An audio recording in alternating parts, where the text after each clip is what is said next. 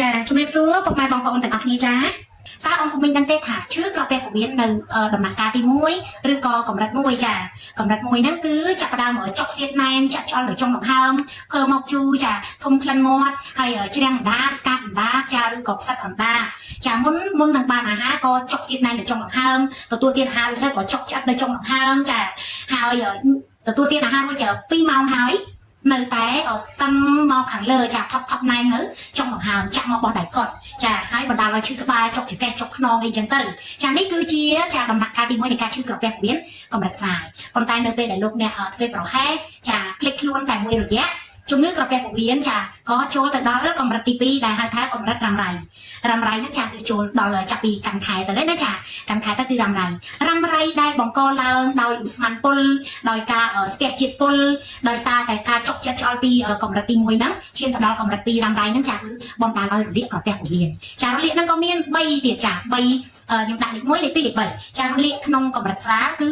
រលាកតិចចាគឺមានការរលាកនៅកក្រពះរលាកតិចតួចចាទី2រលាកនៅទួលក្រពះតែម្ដងហើយទី3គឺរលាកនៅបាតក្រពះចាអញ្ចឹងនៅពេលដែលស្ថិតនៅក្នុងដំណាក់កាលរ៉ាំរ៉ៃនេះកាត់ចាគឺរលាកបន្តចារលាកបន្តយូរទៅដែលហៅថាកម្រិតរ៉ាំរ៉ៃនេះចាក៏បណ្ដាលឲ្យមានមេរោគដែលភាសាអង់គ្លេសហៅថា E. pylori ចាភាសាបារាំងហៅថា Helicobacter E. pylori ចាអញ្ចឹងនៅពេលដែលមានមេរោគនៅក្នុងក្រពះចាខ្ញុំនិយាយភាសាសាមញ្ញភាសាខ្មែរយើងហៅថាមេរោគនៅក្នុងក្រពះមេរោគនៅក្នុងក្រពះនេះគឺរ៉ាំរ៉ៃមែនតើអ៊ំពុំមីងមានមេរោគតិចនិងមានមេរោគច្រើនទៅតាមក្រាហ្វិកពុកម៉ែពុំមីងបងប្អូនខ្លះក៏ទៅមន្ទីរពិសោធន៍ដើម្បីតេស្តវិភាគឈាមរកមើលពពួក E. pylori ចាអ៊ំពុំមីងខ្លះក៏ផ្លុំខ្យល់ចាហើយបងប្អូនមួយចំនួនទៀតក៏បានទៅពិនិត្យខាងផ្នែកវិបុចាឃើញថាមានមេរោគអ្នកខ្លះគឺមានមេរោគនៅក្នុងក្រពះគឺចៅក្រាហ្វិកតែម្ដងមានមេរោគចាស់មានមេរោគថ្មីដែលបង្កឡើងដោយពពួក gastric gastro ចាច្រាជាតិអាស៊ីតនៅក្នុងក្រពះចាជាតិ gastric gastro ទាំងអស់ហើយបណ្ដាលឲ្យក្តៅច្រាជាតិអាស៊ីតបណ្ដាលឲ្យក្តៅបង្កទៅជាជំងឺរលាកនៅពេលដែលក្រពះពោះវៀនរបស់លោកអ្នកហ្នឹងស្ថិតនៅក្នុងដំណាក់កាលទី1ហ្នឹងដែលដោយការធ្វើប្រហែសជួនកាលគាត់ព្យាបាលឲ្យតែមិនទាន់បានជាស្រួលបួលផងលាប់ចំណីអាហារបណ្ដាលឲ្យគាត់រើឡើងវិញដល់រើឡើងវិញទៅជារ៉ាំរ៉ៃចារ៉ាំរ៉ៃរលាកហ្នឹងមានដូចខ្ញុំនិយាយប្រាប់អញ្ចឹងចារលាកនៅកក្រពះតួក្រពះទាំងមូលនិងបាតក្រពះបន្តមកទៀតឈានទៅដល់ការមានមេរោគហ្នឹងមានមេរោគតិចនិងមេរោគច្រើនមេរោគចាស់និងមេរោគថ្មីរួមគ្នាទៅធ្វើឲ្យលោកអ្នកទៅជាក្តៅក្រហល់ក្រហាយចាឈឺចុកសៀតណែននៅចុងដង្ហើមភើមកធំក្លិនមាត់ធំក្លិនច្រមុះចាមិនត្រឹមតែប៉ុណ្ណោះហើយចាផឹកតែទឹកក៏កាហាយដែរដាក់ទឹកចូលទៅផឹកតែទឹកធម្មតាក៏កាហាយដែរញ៉ាំអាហារគ្រប់គ្នាគេញ៉ាំហើយតែកន្លះម៉ោងអីចាប់ដើមស្រកពោះហើយតែអ៊ំពុំមីងដែលមានមេរោគនៅក្នុងហ្នឹងណាចាពិសាហើយ2ម៉ោងកន្លះ3ម៉ោងនៅតឹងពោះផ្អែកហើមប៉ោមទល់ខ្យល់ចាភើមិនភើចាផោមមិនផោមជុបមិនជុបចាឈានទៅដល់ចាខ្សោយដល់ពោះវៀនធំទៀតអញ្ចឹងបន្ទាប់ពីបញ្ហាទាំងអស់កើតឡើងចាឈានទៅដល់កម្រិតទី3ចាកម្រិតទី3គឺរហូតដល់ដំបៅធ្លាយក្រពះឬឈានទៅដល់ជំងឺមហារីកក្រពះចាហើយក្រពះពោះវៀនរបស់យើងនេះអ៊ំពុំមីងដឹងស្រាប់ហើយចាអត់ដែលមានពេលសម្រាប់អីអ៊ំពុំមីងចាគឺថាកិនអាហារជារៀងរាល់ថ្ងៃក្រពះមានតួនាទីបញ្ចេញនូវទឹកអាស៊ីតនិងអង់ស៊ីមដើម្បីរំលាយអាហារហើយកិនអាហារបញ្ជូនទៅពោះវៀនតូចជាអ្នកបែងចែកជីវជាតិទាំងអស់ទៅចិញ្ចឹមនៅសរីរកាយទាំងមូលរបស់យើងណាសរីរាង្គរបស់យើងទាំងអស់ចាជាអ្នកបញ្ជូនជីវជាតិទៅខ្លាំងគឺជាអ្នកធ្វើមេតាបូលីកចាអញ្ចឹងតួនាទីសំខាន់គមនាគមន៍នេះមានជំងឺហើយចាមិនស្រួលហើយតើឲ្យគ្នាធ្វើការយ៉ាងម៉េចបានល្អចាអ៊ំពុំវិញខ្លះខ្ញុំជម្រាបជូនចាពិសាតកួនពិសាផ្ទីពិសាពោតពិសាបន្លែផ្លែឈើផ្សេងចាជុះចេញមកវិញគឺចេញបន្លែផ្លែឈើនោះត្រឡប់មកវិញដោយសារតែពួកគាត់ខ្សោយអាស៊ីតនៅក្នុងក្រពះចាពិសាបន្លែអីជុះចេញមកបន្លែហ្នឹងចានេះហើយគឺជាកត្តាមួយដែលជំរុញឲ្យលោកអ្នកក្រពះពោះវៀននឹងកាន់តែស្ដាំមួយថ្ងៃតិចអ៊ំពុំមីងខ្លះសម្លាប់មេរោគនៅក្នុងក្រពះប្រើពពួកអង់ទីប៊ីយោទិកប្រើថ្នាំសាថ្នាំពេទ្យច្រើនពេកចាប្រើយូរទៅស្ដាំក្រពះស្ដាំទៅចារលាកដល់ចុងពោះវៀនធំទៀតចានឹងបកកណាទាំងជំងឺក្រពះទាំងជំងឺពោះវៀនរលាកដល់ចុងពោះវៀនធំចារាល់ថ្ងៃបត់ជើងមួយថ្ងៃយ៉ាងហោចក៏ម្ដងដែរចាយោងតាមរបាយការណ៍របស់អង្គការសុខភាពពិភពលោកចា 90% នៃជំងឺក្នុងរាងកាយគឺបណ្ដាលមកពីបញ្ហាក្រពះពោះវៀនបើក្រពះពោះវៀនមានសុខភាពល្អចារាងកាយទាំងមូលរបស់យើងហ្នឹងក៏មានសុខភាពល្អទៅតាមនឹងដែរអ៊ំពុំមីងចាបន្ទាប់ពីការជួបអត់ចេញចា3ថ្ងៃជួបអត់បានម្ដងផងចាមួយសប្ដាហ៍ជួបបានម្ដងផងខ្ញុំធ្លាប់ជួបច្រើនមែនទែនអ៊ំពុំមីងចាជួបអ្នកជំងឺច្រើនណាស់បទពិសោធន៍នៃការព្យាបាលជំងឺក្រពះពោះវៀនដែលខ្ញុំបើកកន្លែងខ្ញុំរយៈពេល15ឆ្នាំខ្ញុំជួបជាមួយអ្នកជំងឺក្រពះពោះវៀនគ្រប់កម្រិតគ្រប់បែបយ៉ាងចាពុកម៉ែពុកមីងបងប្អូនខ្លះចាហុចលុយមកទិញខ្ញុំអត់នោះឲ្យទេ ខ្ញុំនឹងប្រឹក្សាយោបល់ឲ្យអំពីសុខភាពរបស់គាត់ប្រាប់អំពីអាការៈសញ្ញាមកហើយខ្ញុំតែងតែសរសេរសម្បត្តិបញ្ជូនគាត់ទៅមន្ទីរពិសោធន៍ទៅឡាបូដើម្បីតែរកមើលថាតើគាត់រលាកកាពះពោះវៀននឹងរលាកប៉ុន្មានលេខចាហើយត្រូវតមអីខ្លះចាទោះបីជាលោកអ្នកផឹកផលិតផលឱសថប្រកែកប៉ុណ្ណាក៏ដោយបើមិនចេះតមចំណីអាហារទេណាចាមិនងាយជាទេរើឡើងវិញលោកឡើងវិញជាបានដដែលស្វំជាមួយឆ្នាំផឹកផលិតផលអីក៏លែងត្រូវដែរកាពះពោះវៀនស្ដៅរហូតដល់គ្លៀកកាពះចាហើយអង្គពុំមិញខ្លះមិនត្រឹមតែរលាកកាពះទេរលាកដល់ពោះវៀនមានមេរោគមានជាមួយនឹងពពួកវីដនពេលដែលខ្ញុំសរសេរសម្បត្តិឲ្យទៅតេស្តទៅចាមើលជាតិអាស៊ីតមើលជាតិស្ករមើលជាមួយនឹងពពួកអេពីឡូរីពពួកវីដនពពួកអីផ្សេងទៅគឺឃើញមកចាក្រហមតែម្ដងគឺរេសតាចេញមកគឺក្រហមតែចាអង្គពុំមិញដែលឈឺកាពះពោះវៀនយូរឆ្នាំខ្វះតាំងពីជាតិស្ករចាខ្វះតាំងពីកាល់ស្យូមខ្វះតាំងពី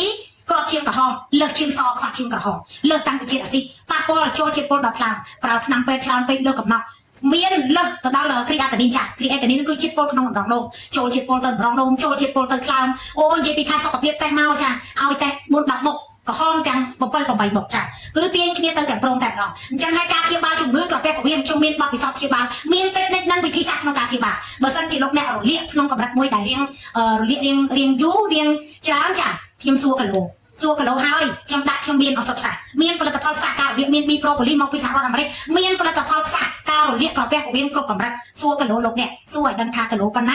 ដើម្បីងាយស្រួលប្រើឱសថផ្សារួមជាមួយនឹងផលិតផល Aloe Vera Gel និង The Best Fiber បើសិនជាលោកអ្នករ៉ាំរ៉ៃយូរហើយចាអូខ្វះកាល់ស្យូមខ្វះជាតិស្ករអីទៀតប្រើរួមជាមួយនឹងផលិតផលដែលខ្វះជាតិស្ករអីទៀតគឺបំពេញបង្គ្រប់បានល្អឆាប់ជាសះស្បើយបើអំពូមិញនៅតែបន្តចាទុកកាពះពោះវៀនដំណាក់កាលទី1នឹងរហូតដល់ដំណាក់កាលទី2ចាខំប្រឹងព្យាបាលហើយតែព្យាបាលអត់បានចំគោលដៅចាជួបជាមួយខ្ញុំមានបទពិសោធន៍ចាព្យាបាលជំងឺកាពះពោះវៀនឆ្នាំមែនទេបើសិនជាលោកអ្នកមានមេរោគនៅក្នុងកាពះចាខ្ញុំឲ្យកង់តាខ្ញុំឲ្យជួសជុលកាពះខ្ញុំឲ្យប្រើបង្កើតបាក់តេរីល្អឲ្យមានបាក់តេរីល្អសិនបានយើងអាចឈានទៅសម្រាប់មេរោគកាពះឲ្យទទួលបានលទ្ធផលជោគជ័យចាលទ្ធផលចេះជួសជៀមមកមិនមែនចេញមក positive ទេចាគឺចេញមកគឺ negative គឺអស់មេរោគចាអស់មេរោគក្នុងកាពះអស់អីគឺដោយសារតែលោកអ្នកអនុវត្តតាមការណែនាំរបស់ខ្ញុំស្រឡាញ់ខ្លួនឲ្យចេះស្ងួនចំណីចាតមរបស់ប៉ាប្អូនជូចំណីអាហារដាក់ពេលឲ្យឡើងជាពិសេសកាត់បន្ថយអាហារក្រៀមហើយជាពិសេសចាសាច់ដែលខ្លាំងសាច់គោសាច់ទាសាច់មាន់គ្រឿងសមុទ្រត្រីអត់ស្រកាត្រីមានពឹកចានំដែលប្រើដាក់មេឲ្យឡើងដាក់មេធំក្លិនជូអីហ្នឹងចាហើយខ្ញុំសូមបញ្ជាក់ជូនណាប្រើផលិតផលមិនមែនត្រូវតមទេចាសំណួរជាច្រើនដែលសួរខ្ញុំជារៀងរាល់ថ្ងៃផលិតផលអត់មានត្រូវតមទេជំងឺរបស់លោកអ្នកទៅវិញទេដែលត្រូវតែតម្រូវឲ្យលោកអ្នកចេះតមបើមិនចេះតមទេគឺជាទេចាអ្នកគ្រូសុភាបានជួយឈឺជំនួសទេចាបើអង្គពុំមិញនៅតែធ្វើប្រហែលរឿងចំណីអាហារញ៉ាំទឹកអត់បានគ្រប់គ្រាន់ហើយអត់បានធ្វើលំហាត់ប្រាណខ្លះនៅពេលដែលគាត់ឈឺកាពះអាលីលួយកាពះហើយចឹងឲ្យគាត់ហាត់ប្រាណមិនចាគឺញ៉ាំអាហាររួចធ្វើលំហាត់ប្រាណបែប exercise slowly ចាដើរទៅដើរមកឲ្យបាន4-10នាទីសិនកុំឲ្យពិសាឲ្យភ្លាមអង្គុយផ្លែចាជាតិអាស៊ីតកាពះពោះវៀនតន់វាអាហារបានល្អផងតាំងអង្គុយមកផ្លែធ្វើមកចង់10-20ដងនិយាយពីមកលើរហូតហើយផោមកទៅទេមកតែប្រច្រាស់ហើយយូរស្អុយមកស្អុយចំមុខខ្លួនឯងចាហើយអង្គពុំមិញដែលប្របាក់បោះជើងធំដល់ថ្ងៃបានជួបម្ដងមកទឹកបានជួបម្ដងអីចាខ្សោយទាំងពោះវៀនធំទៀតរលាកដល់ចុងពោះវៀនធំទៀតអញ្ចឹងបារាំងសុភីប្រស៊ីយ៉ាងខ្ញុំមានបទពិសោធន៍ព្យាបាលជំងឺកាពះពោះវៀននេះអស់រយៈពេល15ឆ្នាំហើយផ្ទៀងផ្ទាត់មានក្នុងបង្អែក Laboratory ចាគឺថាមុនពេលប្រើនិងក្រោយពេលប្រើឲ្យលោកអ្នកតេស្តឈាមដើម្បីរកឲ្យឃើញថាតើមានមេរោគអ្វីខ្លះមានប្រតិកម្មសត្វអ្វីខ្លះមានពពួកមីក្រូបពពួកបាក់តេរីអាក្រក់នឹងប៉ុន្មានអញ្ចឹងតេស្តច្បាស់ហើយទិញផលិតផលយកទៅប្រើគឺកាន់តែពិសេសមែនទែនប៉ុន្តែថ្ងៃនេះខ្ញុំចង់បង្ហាញជូនលោកអ្នកថារាល់បញ្ហាក្រពះពោះវៀនទាំងអស់ដោះស្រាយបានជាមួយនឹង The Best Fiber នាំចូលមកពីសហរដ្ឋអាមេរិកនិងប្រទេសម៉ាឡេស៊ីហើយបានខ្ញុំនិយាយអញ្ចឹងថារូបមន្តធាតុផ្សំមកពីសហរដ្ឋអាមេរិកចាខ្ញុំលក់យូរឆ្នាំហើយមានលេខបញ្ជីការបោះក្រសួងសុខាភិបាលត្រួតពិនិត្យត្រឹមត្រូវចាក្នុងមួយប្រអប់ធំនេះមាន15កញ្ចប់ណាអូមីមួយថ្ងៃប្រើតែកញ្ចប់ទេចាមួយថ្ងៃប្រើតែកញ្ចប់ទេចាបង្កើតនៅបាក់តេរីបានយ៉ាងល្អប្រសើរបំផុតហើយលាងសម្អាតជាតិពុល Gastro-Gastric បានយ៉ាងមានប្រសិទ្ធភាព8ម៉ោងដឹងប្រសិទ្ធភាពអត់រាករូបទេប្រើបានគ្រប់វ័យព្រោះជាប្រភេទចាបន្លែផ្លែឈើដែលផ្សំឡើងតាមបែបពពួក organic ចាងាយបំផុតដាក់ទឹកសុទ្ធកន្លះដងចេះកន្លុកមកកញ្ចប់ចាកន្លុកទៅមកកញ្ចប់ចេះចាក់មកកញ្ចប់ហ្នឹងកន្លុកចឹងអង្គពីកម្មវិធីជប់លៀងញ៉ាំសាច់អ្នកជំងឺទឹកនោមផ្អែមក៏ញ៉ាំបានដែរចាគឺប្រើហើយលាងសម្អាតជាតិពុលបានយ៉ាងល្អមែនតើកាលណាអស់ជាតិពុលពីប្រព័ន្ធរំលាយអាហារចាព្រមសាច់អត់ចុះទៅតាមនឹងរបស់កេញ៉ាអីក៏មកតាមការបោះជើងធំហ្នឹងដែរចាជូរក៏ស្រួលនំក៏ស្រួលបញ្ចេញកាកសំណល់មកអត់មានបាក់តេរីអត់ទេពេលដែលប្រើផលិតផលAloe Vera Gelនេះចូលទៅទៀតចាគឺចូលទៅជួយផ្សះការរលាកចាគាត់ថាជំងឺរលាកកាពះបើសិនជារលាកតាមរៃហើយរលាករាងធំដែរចាអញ្ចឹងខ្ញុំឲ្យប្រើអមជាមួយនឹងឱសថសាស្ត្រយើងមានឱសថសាស្ត្រគ្រប់កម្រិតហើយជាផលិតផលនាំចូលមកពីសហរដ្ឋអាមេរិកដូចគ្នាមាន B Propolis ចាដែលមានលេខបញ្ជីការបោះក្រសួងសុខាភិបាលត្រួតពិនិត្យត្រឹមត្រូវអង្គពុំមិញប្រើឲ្យដោយភាពកក់ក្ដៅប្រើដោយទំនុកចិត្តដោយសុវត្ថិភាពចាចំណាយលុយឲ្យចំគោលដៅហើយតាមដានមិនប្រើបានតែម្ដងឈប់ទេចា បើឈឺយូរឆ្នាំហើយប្រើតែម្ដងឈប់អត់ជាទេអង្គពុំវិញតាមតាចាបង្កើតបាក់តេរីល្អឲ្យមានមេរោគល្អនៅក្នុងកាពះពោះវៀននេះជាប្រព័ន្ធការពាររាងកាយដ៏រឹងមាំចាបង្កើតបាក់តេរីល្អបានឲ្យកាន់តែច្រើនអញ្ចឹងបាក់តេរីល្អនឹងចូលទៅកាលណាមានបាក់តេរីល្អច្រើនណាចាបាក់តេរីអាក្រក់ហ្នឹងទៅតាមលាមកទៅតាមនេះអស់ហើយចាគឺយូរទៅប្រើមួយរយៈយូរទៅលោកអ្នកនឹងទទួលបានការជាសះស្បើយពិតប្រាកដតាមតាមជំនួយខ្ញុំចានេះដើម្បីឲ្យមើលនេះកណ្ដុកនេះញ៉ាំទៀតមួយថ្ងៃញ៉ាំតែម្ដងហើយអង្គពុំវិញហើយតម្លៃដូចគ្នាមួយដបនេះ$35មួយប្រអប់នេះ$35បើលោកអ្នកទិញដល់រ៉ាជែ2ទិញតែ Best Fiber 1ចាគឺ$100ហ្វ្រីសេវាដឹកជញ្ជូន25ខែក្រោយថែមជូនប្រេងកន្លងលៀបគ្រប់ឡើងម្ដងតូចទៀតទៅឲ្យអង្គពុំវិញលៀបត្រីលោកចុកឆ្អល់ចាហើយដល់ខ្ញុំចាក់នេះខ្ញុំចាក់អាឡូរ៉ាជែអង្គពុំវិញមើលចិត្តនេះខ្ញុំចាក់នេះខ្ញុំចាក់អាឡូរ៉ាជែចូលឯអង្គពុំវិញណានេះទឹកប្រូតេអ៊ីនកន្ទុយក្រពើសំឡាងតាមបែប organic នាំចូលមកពីសហរដ្ឋអាមេរិកទៅជួយញ៉ាំហើយដបដែលនៅសល់នេះគឺដាក់ក្លាសេក្នុងទូទឹកកកទៅចាក្លាសេក្នុងទូទឹកកកចាដើម្បីរក្សាគុណភាពចាហើយនេះប៉ុណ្ណាមួយថ្ងៃតែ2ដងចា feedback របស់អតិថិជនពិតជាបានជាសះស្បើយច្រើនមែនទែនអង្គពុំវិញទទួលបានលទ្ធផលល្អពិតសម្រាប់ជំងឺក្រពះនិងពោះវៀនបើលោកអ្នករ៉ាំរ៉ៃយូរហើយខ្ញុំមិនក៏មិនឲ្យប្រើតែពីរមុខនេះពិតជាទទួលបានលទ្ធផលល្អពិតចាដល់ខ្ញុំញ៉ាំឲ្យមើល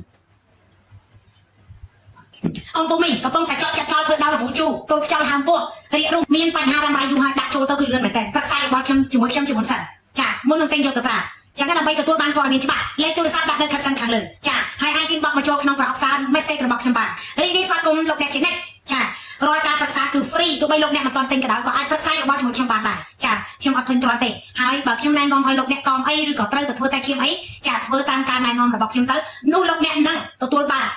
ភាពកក់ក្ដៅចាការព្យាបាលអត់ទុកលោកអ្នកចោលទេតាមដានចា follow up លោកអ្នករហូតដល់បានជាសះស្បើយចាសូមអរគុណសម្រាប់ការចំណាយពេលវេលាដ៏មានតម្លៃចាមើលវីដេអូរបស់ខ្ញុំតាំងពីដើមរហូតដល់ចប់ចាហើយជូនពរលោកអ្នកជួបតែចាពុទ្ធពរទាំង4ប្រការគឺអាយុវណ្ណៈសុខៈពលៈកុំបីឃ្លៀងឃ្លាតឡើយចា Thank you so much ចាអរគុណជួបនឹងខ្ញុំនៅវីដេអូថ្មីបន្តទៀត